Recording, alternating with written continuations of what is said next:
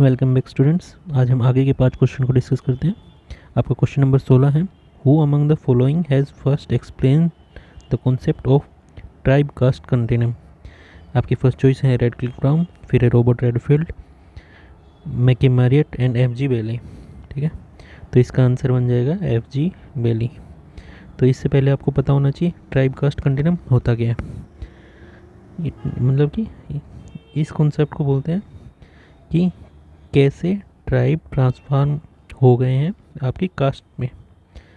ठीक है, कि transformation of tribe into caste is called as tribe caste continuum. तो ऐसा माना जाता है कि कास्ट हैं वो एक्चुअल में ओरिजिनेट हुई थी, जो कि हम इंडियन लिटरेचर के हिसाब से देखते हैं कि डिवीज़न ऑफ लेबर के बेसिस पे।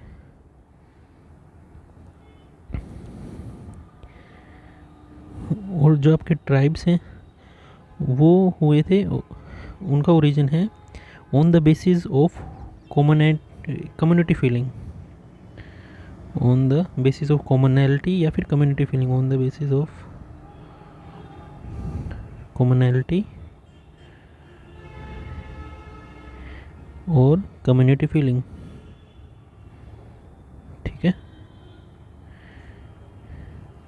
क्योंकि ट्राइब है एक पर्टिकुलर जोग्राफिकल एरिया में रहते हैं, तो जो आपस में एक दूसरे के साथ कुछ जिनमें कॉमन होगा या फिर जिनमें कम्युनिटी वाली फीलिंग होगी, कम्युनिटी फीलिंग। ठीक है, कम्युनिटी फीलिंग, वो आपस में साथ रहने जाते हैं, उसको ट्राइब बोलते हैं। कास्ट है जो डिवीज़न ऑफ लेबर, जो जिस चीज़ का काम करता था वो उसी कास्ट में बाद में अलॉट कर दिया गया। ठीक है, तो इसका आंसर है जो है एफ.जी. बेली है। एफ.जी. बेली के बारे में आपको पता होना चाहिए, काफ़ी इंपॉर्टेंट एंथ्रोपोलॉजिस्ट है।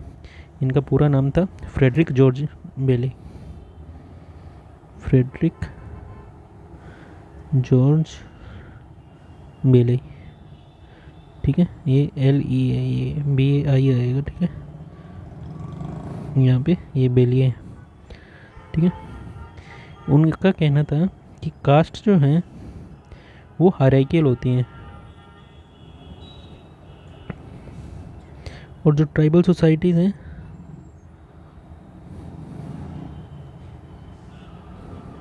वो आपकी सेगमेंट्री नेचर की होती हैं, और साथ साथ में वहाँ पे इगलिटेरियन भी पाया जाता है। ये इगलिटेरियन मैंने आपको और पीछे भी एक्सप्लेन किया था कि इसका मतलब होता है सब समान होते हैं, सोशल स्टेटस सबका इक्वल होता है। ठीक है, और ये जो आपकी ट्राइब कास्ट कंटिन्यूम में जो ये कोइन है, ये इस टर्म को कोइन किया था रेडफील्ड ने, रॉबर्ट रेडफील्ड ने। ठीक है, रेडफील्ड ने, रॉबर्ट रेडफील्ड ने इस टर्म को कौन किया था, लेकिन ये इनिशियली ये टर्म को यूज़ किया था एफ.जी. बेली ने, तो इसका आंसर ये आ जाएगा। इन्होंने एक्सप्लेन किया था, लेकिन इस टर्म को कोइन किसने किया था?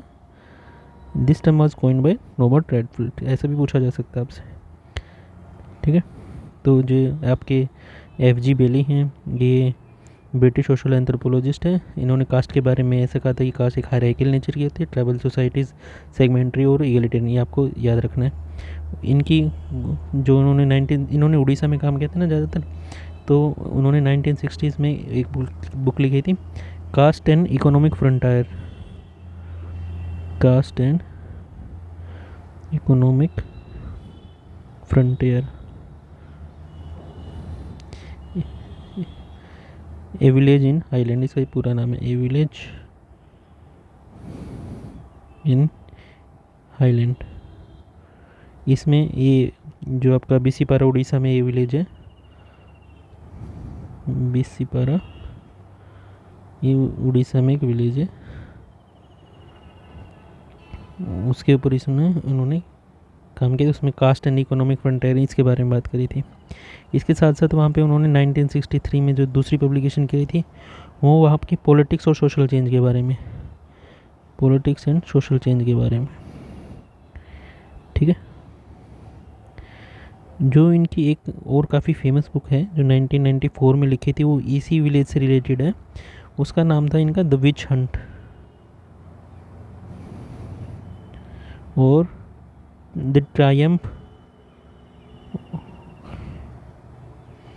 ऑफ मोरालिटी, मोरालिटी, ठीक है। जो ये आपकी ट्रायम्फ मोरालिटी वाली बुक है, इसमें ये एक स्टोरी है, मैं इसको आपको एक्सप्लेन करता हूँ ताकि आपको याद भी रहे, क्योंकि ये बुक काफ़ी इंपॉर्टेंट है, कई बार क्वेश्चन में पूछी भी जाती है। ये जो विच हंट है ना, ये बुक द विच हंट वाली बुक काफ़ी इंपॉर्टेंट है, 1994 वाले।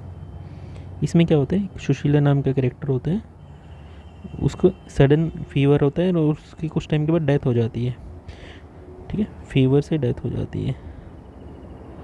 तो वहाँ के विलेजर्स को लगता है कि इसको कोई, जैसे हम बोलते हैं ना, किसी की माता आ गई है या किसी ने एक्स्ट्रा टेरिटल स्पिरिचुअल बॉडी ने उसको वो कर लिया है, अपने वश में कर लिया है, मतलब पोजेस हो गई है, ऐसा मान लिया था उन्होंने। और फिर विलेजर्स ये सोचने लगे कि क्योंकि ये स्पिरिचुअल बीइंग है, तो हो सकता है कि कल को विलेजर्स का बेनिफिट करे, हमको इस स्पिरिचुअलिटी या फिर इस सोल को पकड़ना पड़ेगा। तो ये काफ़ी फ़नी सी स्टोरी है। और ये चीज़ को इन्होंने पकड़ने के लिए एक वो इन्वेस्टिगेशन भी शुरू कर दी थी। और ये सब जल्दी में कर रहे थे, क्योंकि उनको कुछ ही दिन के बाद इनका एक फेस्टिवल आता है, जिसमें ये अपने गॉड श्री रामचंद्र की वो भी करते हैं, पूजा वगैरह करने, उनका बर्थडे सेलिब्रेशन होता है, उससे पहले पहले इसको फिनिश करने की कोशिश करते हैं। और इस चक्कर में वो 5 लोगों को पकड़ के उसको फाइन में लगा देते हैं, ठीक है। लेकिन एक्चुअल में उसकी डेथ का कोज क्या था, सुशीला नाम की लड़की का, कि इसका कोज था कि उसके सेरेब्रल मलेरिया हो गया था, सेरेब्रल मलेरिया हो गया था। लेकिन क्योंकि उस टाइम इतनी साइंटिफिक नॉलेज थी नहीं लोगों में, तो टेस्ट वगैरह किया नहीं, गाँव के भोले वाले लोग थे। तो इस कंप्लीट स्टडी में वो क्या है, एक एंथ्रोपोलॉजिकल कॉन्सेप्ट डेवलप करते हैं कि जो डिस्क्रिपेंसी पाई जाती है हमारे रिलीजियस बिलीफ और बिहेवियर में, वो ऐसा नहीं है कि सिर्फ आपके मनगढ़ंत कहानी यानी कि मिथ होते हैं। जनरली वो आपके जो जैसे जो जल्दी जल्दी में एक्शंस किए जाते हैं, एक टेंशन जो है, जैसे अगर मान लो आपको जल्दी हो, कोई टेंशन हो, हरी हो, उस दौरान भी जो आप एक्शंस या फिर बिलीफ को मानते हो ना, वो कल को फ्यूचर में जाके स्ट्रक्चर और कल्चरल बिलीफ बन जाते हैं, स्ट्रक्चर एंड कल्चरल बिलीफ बन सकते हैं या फिर बन जाते हैं, जैसे कि इस गांव में भी हुआ था, ठीक है। ये कहानी से है, आपको बस याद रखने के लिए मैंने आपको बता दिया, ठीक है। ये काफ़ी इंपॉर्टेंट बुक है, ये आपको ध्यान रखनी है। आपकी जो ये नेक्स्ट चॉइस है, ये रॉबर्ट रेडफील्ड, जो इसमें नाम भी आया था। जो रॉबर्ट रेडफील्ड हैं, वो आपके अमेरिकन एंथ्रोपोलॉजिस्ट, साथ साथ में इथनोलिंग्विस्टिक भी हैं, ठीक है। ये रॉबर्ट रेडफील्ड जो हैं, वो इथनोलिंग्विस्टिक होने के साथ साथ अमेरिकन एंथ्रोपोलॉजिस्ट हैं, लिंग्विस्टिक अमेरिकन एंथ्रोपोलॉजिस्ट है। इन्होंने जो टेपोस्टलान ये एक मैक्सिकन विलेज है जिसका नाम था टेपोस्टलान, ऐसे बोलते हैं इसको, टेपोस्टलान, ठीक है, टी साइलेंट ही रखते हैं, स्लान बोलते हैं इसको। ये इस मैजिक टाउन के नाम से भी जाना जाता है, मैजिक टाउन। इस पे इन्होंने एक स्टडी करी थी, वहाँ के जो फोक लाइफ के बारे में इन्होंने स्टडी करी थी, ठीक है। इसके साथ साथ इनकी एक और बुक थी जो काफ़ी फेमस है, the primitive world and it's transformation, primitive world and it's transformation. और इसी में मेक्सिको में ही एक और है जो इन्होंने बुक लिखी थी, ये सबसे ज़्यादा इम्पोर्टेंट बुक है इनकी, जो आपको याद करनी है, फोक कल्चर्स ऑफ युकाटन। युकाटन वही जगह है जहाँ पे एंशिएंट माया सिविलाइजेशन पाई जाती है, ठीक है। इन्होंने इसमें लिखा था कि कैसे स्मॉल आइसोलेटेड कम्युनिटी जो यहाँ पे रहती थी, बाद में ये चेंज हो जाती है अपनी लार्ज हेट्रोजीनियस सोसाइटीज़ में। और ये ऐसा नहीं है कि सडन चेंज होता है, काफ़ी प्रोग्रेसिव स्लो चेंज होता है वहाँ पे। जैसे सोशल लाइफ है, कल्चरल लाइफ है, उसमें क्या होता है कि काफ़ी स्लो एंड प्रोग्रेसिव चेंज होता है, सिंपल से आज की जो मॉडर्न हेट्रोजीनियस सोसाइटी है उसमें कन्वर्ट हो जाती है। इसमें जो इनका क्या होता है, जो ओल्ड सोशल और कल्चरल इंस्टीट्यूशन थे उनका डिसऑर्गेनाइजेशन हो जाता है और बाद में कल को नए इंस्टीट्यूशन में ट्रांसफॉर्म हो जाती हैं। इसमें इस बुक के बारे में इन्होंने लिखा है, ठीक है। ये इसमें ये आपको याद करनी है। अच्छा, वहाँ पे एक चानकुम कम्युनिटी है, अगर आपको याद रखो तो ये इस कम्युनिटी का नाम है, इस पे इन्होंने स्टडी करी थी, ठीक है।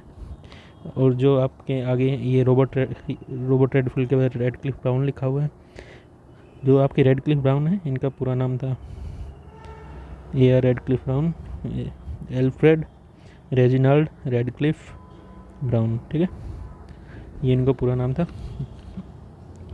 जो इसमें रेडक्लिफ नाम है ये इन्होंने अपनी मदर से नाम लिया था, ठीक है। इससे पहले जब हमने फर्स्ट क्वेश्चन डिस्कस किया था, क्वेश्चन नंबर 1, उसमें भी हमने देखा था जो एलेनोर स्मिथ बोमन थी, जो उनका पेन नाम था लोरा बोनन का, उसमें जो एलेनोर था वो भी उन्होंने अपनी मदर से ही लिया था, ठीक है। आप एक सिमिलरिटी बना के याद कर सकते हो। तो ये जब के रेडक्लिफ ब्राउन है वो ब्रिटिश सोशल एंथ्रोपोलॉजिस्ट हैं, ये इन्होंने WHR रिवर्स का स्टूडेंट होते थे, उसके अंदर इन्होंने स्टडी करी थी। और ये जिसे 1906 में अपने इसमें आए थे, अंडमान में रुके थे, 2 साल यहाँ पे रुके गए थे 1906 से 8, और फिर इसके बाद ये ऑस्ट्रेलिया चले गए थे, वेस्टर्न ऑस्ट्रेलिया में रुके थे 1910 से लगे 1912 तक, ठीक है। इन्हीं जो आइलैंड्स और इस प्लेस में इस रीजन में जाके जब उन्होंने रहे, टाइम बिताया, उसके बाद काफ़ी स्टडी करी, और कुछ सालों के बाद उन्होंने 1922 में तो इंडियन आइलैंडर्स के नाम से बुक लिखी थी। 1922 में जो ये अंडमान आइलैंडर्स के ऊपर इन्होंने बुक लिखी थी, ठीक है। और जो ये थे उसके बाद इन्होंने इनके ऊपर 1930s में इन पे बुक लिखी थी जिसका नाम था the social organization of Australia, social organization of Australian peoples, ठीक है, ऑस्ट्रेलिया कि वहाँ पे वो सोशल ऑर्गेनाइजेशन किया था। इसके साथ साथ एक काफ़ी इंपॉर्टेंट बुक है a natural science of society, a natural science of society 1957, क्योंकि इनका लाइफ साइंस में ज़्यादा इंटरेस्ट था, तो ये कोशिश कर रहे थे कि क्यों ना एंथ्रोपोलॉजी को भी ट्रांसफॉर्म कर दिया जाए अपना साइंस बेस्ड सब्जेक्ट में, मतलब कि नेचुरल साइंस में इसको ट्रांसफॉर्म करने के लिए इस ऐसी आइडियोलॉजी से प्रेरित हुए थे, और इसको इसी बुक में इन्होंने काफ़ी प्रमोट भी किया था कि एंथ्रोपोलॉजी सब्जेक्ट को सोशल साइंस की बजाय एक नेचुरल साइंस की तरह ट्रीट किया जाए, ठीक है। और ये जो आपके रेडक्लिफ ब्राउन है ये आपका स्ट्रक्चरल फंक्शनलिज्म से कॉन्सेप्ट से रिलेटेड है, स्ट्रक्चरल फंक्शनलिज्म। अब ये स्ट्रक्चरल फंक्शनलिज्म क्या होता है, ये वैसे खुद को कभी फंक्शनलिस्ट नहीं बोलते थे, बल्कि ये जैसे जो हमारे मेलिनोस्की हैं वो खुद को ये बोलते थे कि मैं अगर फंक्शनलिस्ट हूँ, तो इनका ये कहना था कि अगर वो मेलिनोस्की अगर फंक्शनलिस्ट है तो मैं एंटी फंक्शनलिस्ट हूँ। इन्होंने खुद को कभी नहीं कहा कि मैं फंक्शनलिस्ट हूँ। ये बाद के जो लेटर थिंकर्स थे उन्होंने उनकी स्टडी करी, उनके कॉन्सेप्ट को, वो उन्होंने बस उनको स्ट्रक्चरल फंक्शनलिज्म का ही हिस्सा माना। तो स्ट्रक्चरल फंक्शनलिज्म क्या होता है, ये आपके UGC नेट में जो मैंने अभी बताया ना कोरो एंथ्रोपोलॉजी का पार्ट है यूनिट 9 में, उससे ही क्वेश्चन आए हुए ना। तो जो स्ट्रक्चरल फंक्शनलिस्ट होते हैं, स्ट्रक्चरल फंक्शनलिज्म होता है कि जब हम एक सोसाइटी को एक मशीन की तरह ट्रीट करते हैं, कि जैसे कि एक हमने एक फ्रेमवर्क बनाना होता है, हम एक ऐसा फ्रेमवर्क बनाते हैं या क्रिएट करते हैं ताकि हम जिससे डिफरेंट थ्योरीज़ जनरेट कर सकें, जो थ्योरीज़ सोसाइटी को एक कॉम्प्लेक्स सिस्टम की तरह देखते हैं, यानी कि एक मशीन की तरह देखते हैं, और उसके अलग अलग पार्ट्स होते हैं, वो सारे पार्ट्स मिलके एक कंबाइंडली सोसाइटी की तरह परफॉर्म करते हैं, जिसमें वो किस चीज़ को प्रमोट करते हैं, सॉलिडारिटी एंड स्टेबिलिटी को। ये टू द वर्ड आपको पता होना चाहिए इस डेफिनेशन का कि सॉलिडारिटी एंड स्टेबिलिटी, ये काफ़ी इंपॉर्टेंट वर्ड्स है इसमें, ठीक है, इसकी डेफिनेशन में। कि मैं आपको कंप्लीट लिखूँ, ए फ्रेमवर्क फॉर बिल्डिंग थ्योरीज, ठीक है, मतलब थ्योरी बनाने के लिए एक फ्रेमवर्क तैयार करना है that sees societies as a complex system, whose parts work together. Work together to promote solidarity and stability. ठीक है, इसमें solidarity की भी दो तरीके से बात करी गई है. एक तो है मैकेनिकल solidarity और एक होता है ऑर्गेनिक solidarity. ठीक है, जो आपका मैकेनिक solidarity है उसमें क्या होता है कि जो सेंटिमेंटल अट्रैक्शंस है, सेंटिमेंटल सॉरी जो आपका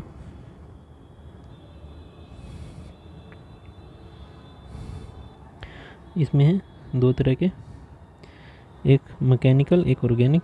जो आपके मैकेनिकल है उसमें है सेंटिमेंटल अट्रैक्शंस के बारे में बात करी है. ठीक है, सोशल ग्रुप्स के जो सेंटिमेंटल अट्रैक्शंस होते हैं वो, और ये जो ऑर्गेनिक हैं ये एक दूसरे की इंटरडिपेंडेंस के ऊपर वर्क करते हैं कि डिफरेंट फंक्शंस हैं, मतलब पार्ट का हर एक की इंटरडिपेंडेंट होती है और हर एक को अपना अपना रोल निभाना होता है.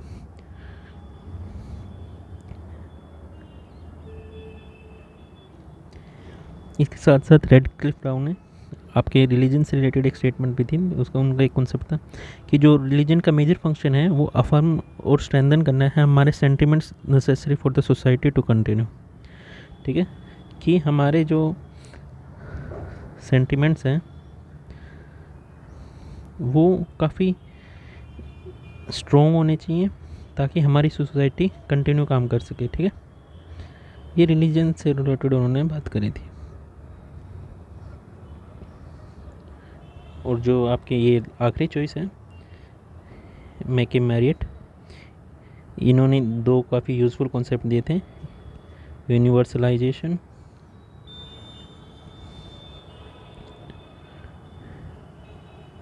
एंड पर्कुलाइजेशन. ठीक है, पर्कुलाइजेशन, यूनिवर्सलाइजेशन और पर्कुलाइजेशन ये हम जैसे कल्चरल ट्रेड्स होते हैं उनके बारे में जब स्टडी करते हैं उस दौरान यूज़ होते हैं. मैं आपको शॉर्ट फॉर्म में बताऊं तो पर्कुलाइजेशन जैसे कि लिटरल मीनिंग भी होता है पर्कुलेट करना, कोई चीज़ ऐसे ड्रिप होना. जनरली जब कोई ट्रेड प्रथा रिचुअल जब अपर सोसाइटी से, अपर कास्ट से या मान लो अपर सोशल स्टेटस से लोअर स्टेटा में जाती है उसको बोलते हैं पर्कुलाइजेशन. और यूनिवर्सलाइजेशन है जब कोई ऐसी रिचुअल होती है या कोई फेस्टिवल बोल सकते हो, कोई भी प्रथा बोल सकते हो, कोई भी कल्चरल ट्रेट होते हैं जब वो लोअर सेक्शन से अपर सेक्शन तक चला जाए. ठीक है, इसको बोलते हैं यूनिवर्सलाइजेशन. जैसे एग्जांपल के तौर पे मान लो कि एक फेस्टिवल है जो सिर्फ लोअर सेक्शन के तबकों के द्वारा मनाए जाते हैं. टाइम के साथ साथ वो फेस्टिवल कल को सोसाइटी का हर तबका बनाने लग जाए, फेस्टिवल उसको एंजॉय करने लगे, तो वो कहलाएगा universalization of the festival of that culture, मतलब ऑफ दैट कल्चरल ट्रेड. ठीक है, पर्कुलाइजेशन में इसका रिवर्स होता है. और इन्होंने इसकी कुछ इंपॉर्टेंट बुक्स भी दी जो इन्होंने लिखी थी. 1997 में इन्होंने ये लिखा था. इन्होंने ज़्यादातर काम हिंदुओं पे, हिंदू लाइफ के ऊपर किया था. तो उसका बुक है ए description of sansar, a realization of rural Hindu. A description of sansar, संसार यानी कि वर्ल्ड लाइफ, अपना जो संसार जैसे हिंदी में लिखते हैं संसार, कि उसका डिस्क्रिप्शन कि a realization of Hindu, rural Hindu life, realization of rural Hindu life. ठीक है, ये 1997 में लिखे थे. 98 में इन्होंने एक बुक लिखी थी the female family core, the female family core. ठीक है, इसमें इन्होंने जो इथनो सोशोलॉजिकल एंगल होता है इसके बारे में लिखा था. और एक 1990 में भी, इससे पहले इन्होंने एक बुक लिखी थी Indian through Hindu category, India through Hindu category. ठीक है, कैटेगरी ये इनकी काफ़ी इंपॉर्टेंट बुक्स थी. एक तो ये डिस्क्रिप्शन ऑफ संसार और फीमेल फैमिली कोर, और ये इंडिया थ्रू हिंदू कैटेगरी. और ये और कुछ याद रखो या ना रखो, ये कॉन्सेप्ट जरूर याद करना है, यूनिवर्सलाइजेशन एंड पर्कुलराइजेशन। ठीक है, आगे नेक्स्ट क्वेश्चन पे चलते हैं।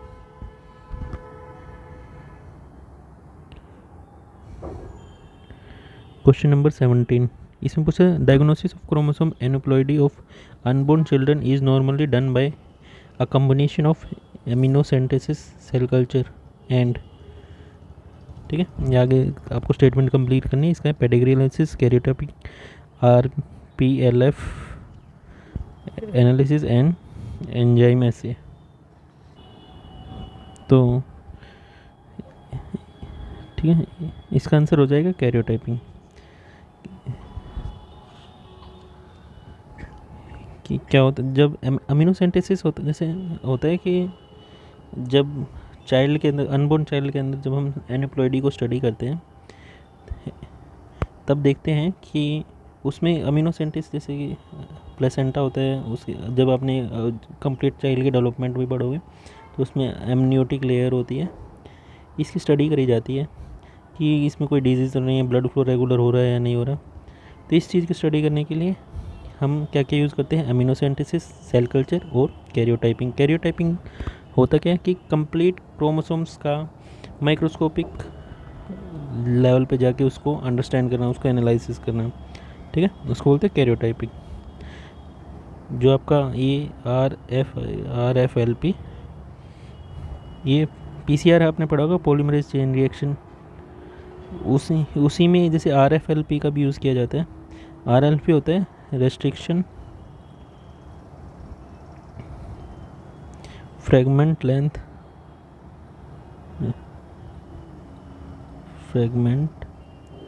पॉलीमॉर्फिज्म।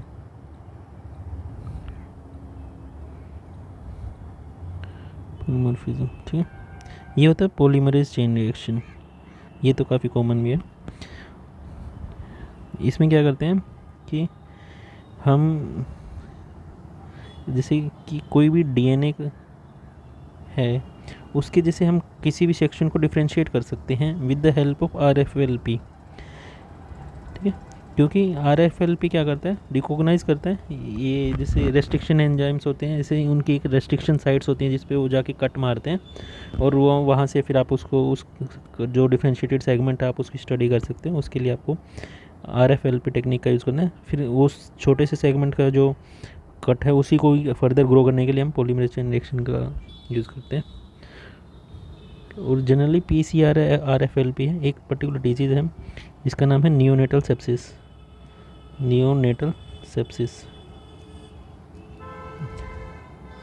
जो कि होती है ई कोलाई बैक्टीरिया से। साथ में स्ट्रेप्टोकोकस ग्रुप बी जो है उससे भी हो जाती है। स्ट्रेप्टोकोकस बैक्टीरिया ग्रुप बी वाले बैक्टीरिया, ठीक है, उनसे भी हो जाती है। इसमें क्या होता है कि ब्लड जो चाइल्ड होते हैं उसमें क्या होती है, ब्लड स्ट्रीम में इन्फेक्शन हो जाते हैं, जिसकी वजह से उसको डिसेबिलिटी या फिर परमानेंट ब्रेन डैमेज भी हो सकता है। तो इसके लिए ये यूज़ करते हैं। एंजाइम ऐसे क्या होता है, ये एक लेबोरेटरी मेथड होता है ताकि एंजाइम वाली एक्टिविटीज़ को हम असेस कर पाएँ, उसके लिए मेजर कर पाएँ, उसके लिए एंजाइम ऐसी टेक्निक यूज़ होती है। ये जेनेटिक्स का क्वेश्चन है। कल जब हम जेनेटिक्स के बारे में कंप्लीट पढ़ेंगे तो इन सारी टेक्निक्स का वो कंप्लीट डिटेल में पढ़ेंगे। पेडिग्री एनालिसिस वही जो चाइल्ड की स्टडी करनी होती है, उसमें उनको जो जेनेटिक काउंसलिंग हम उनको देते हैं, पेडिग्री होती है, एक चार्ट सा बनाते हैं, एनालिसिस उसका ग्राफिकल एनालिसिस करके हम उनको फर्दर काउंसलिंग करते हैं। ठीक है, नेक्स्ट है आपका question number 18, growth hormone that promotes growth and has an effect on just about every cell in the body is secreted by. ये होता है पिट्यूटरी ग्लैंड। पिट्यूटरी ग्लैंड से हमारे ग्रोथ हार्मोन होते हैं, टेस्टिस और ओवरी से हमारे सेक्स हार्मोन रिलीज होते हैं। ठीक है, पिट्यूटरी ग्लैंड ये आपने अगर बायोलॉजी में थोड़ा ध्यान दिया, इसको मास्टर ग्लैंड के नाम से भी जानते हैं। पी साइज होती है, एक मटर के दाने जितना इसका साइज होता है। ये एड्रीनल और या फिर सुप्रारीनल ग्लैंड भी बोलते हैं इसको। तो ये क्या है, एक्सोक्राइन और एंडोक्राइन का क्या मतलब होता है? एक्सोक्राइन और एंडोक्राइन जो अपने सीक्रेट्स को एक डक्ट के अंदर रखते हैं, एक्सोक्राइन जो ओपन ब्लड प्लाज्मा में अपने सीक्रेट्स करते हैं, ठीक है। और पिट्यूटरी ग्लैंड है, ये हो गया। ये आपकी थायराइड ग्लैंड होती है। थायराइड ग्लैंड ये हमारे गले में होती है, जो बटरफ्लाई शेप की होती है, बटरफ्लाई शेप की। और ये क्या करती है, मेटाबॉलिज्म कंट्रोल करती है। जो आपकी एड्रीनल ग्लैंड है, एड्रीनल यानी कि जो रीनल वैसे किडनी के लिए यूज़ होते हैं, एड्रीनल ग्लैंड, इसको सुप्रारीनल भी बोलते हैं, ठीक है। एड्रीनल और सुप्रारीनल कि ये आपकी जैसे मान लो ये किडनी है, किडनी इसके ऊपर यहाँ लोकेट होती है, ठीक है। ये मतलब ये ट्रायंगुलर शेप की होती है। तो इसका आंसर बन जाएगा पिट्यूटरी। पिट्यूटरी ग्लैंड से काफ़ी सारे हार्मोन, तो इसके साथ तो ये थोड़ा जब हम बायोलॉजी में कंप्लीट डिटेल में पढ़ेंगे तो पिट्यूटरी ग्लैंड के बारे में आपको जो ये ग्रोथ हार्मोन रिलीज़ करती है, इसके साथ साथ कुछ इनहिबिटरी हार्मोन्स भी होते हैं, वो भी आपको पढ़ाएंगे, ठीक है। नेक्स्ट है आपका question number 19। Homo floresiensis the pygmy fossils described by Brown, ETL का मतलब होता है ब्राउन एंड अदर्स, मतलब कि एक ग्रुप ऑफ साइंटिस्ट गया हुआ जिन्होंने स्टडी करी थी 2004 में। वर्ड डिस्कवर्ड फ्रॉम, ये कौन सी साइट से मिले हुए हैं, जो होमो फ्लोरेंसिस द पिग्मी फॉसिल्स, ठीक है। जो ये फ्लोरेंसिस हैं, ये इस लोकेशन के बेस पे है, वहाँ पे एक फ्लोर्स नाम के आइलैंड है इंडोनेशिया में, तो वहाँ से ये स्पीसीज मिली थी। पिग्मी होते हैं बोने, थोड़े से छोटे हाइट होते हैं, जल्दी इनकी हाइट होती है जैसे 3 फीट के आसपास, 3 फीट 5 इंच 6 इंच या फिर 7 इंच। तो वहाँ से जो होमोनोइड सैंपल्स मिले थे, उन्हीं का नाम होमो फ्लोरेंसिस रख दिया था। और ये जो सैंपल थे ये 1 लाख से लगभग 60,000 साल, इतने 60,000 साल पुराने थे ये से वो, ठीक है। इतने पुराने सैंपल्स मिले थे। और जिस केव में ये मिले थे उसका नाम था लियांग केव। इसमें अलग अलग केव हैं, केव 1 2 3, इसमें 1 में ज़्यादा सैंपल मिले थे, ठीक है। और इनके बारे में थोड़ा अगर आपको याद रखना हो पिग्मी फॉसिल्स के बारे में, इनकी जनरल करेक्टरिस्टिक्स, जो वैसे आपको हर स्पीसीज़ का थोड़ा थोड़ा आइडिया होना भी चाहिए। लार्ज टीथ होते थे इनके, नो चिन, और एक रिड्यूसिंग फोरहेड,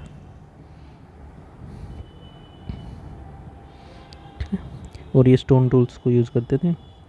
एलिफेंट, छोटे छोटे एलिफेंट्स या फिर रोडेंट्स को हंट करने के लिए स्टोन टूल्स का इस्तेमाल करते थे। नेक्स्ट है आपका question number 20। Australopithecus afarensis Lucy lived in, मतलब ये ऑस्ट्रेलोपिथेकस अफ्रांसिस जो है वो, जिसका एक जो फॉसिल मिला था उसका नाम लूसी रखा था, तो ये कहाँ पे मिले थे, इसका ये आपसे क्वेश्चन पूछ